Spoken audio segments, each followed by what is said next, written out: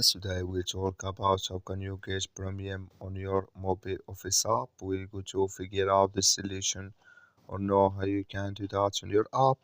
So you just follow these ways, then it's going to work with you.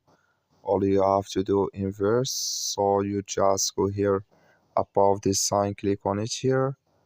When you just click on it, it's going to take you to your profile. It's going to show for you like this. So then all you have to do next, you just click here on upgrade to premium. You just click on it here. So when you click on upgrade to premium, it's going to take you to this list. So then you click here on subscribe monthly here. Just click on it. It's going to show for you list like this here, add credit or debit card. Then it's going to add with you. That's all you have to do. That's all. Thank you for watching. Don't forget to support us by liking and subscribe.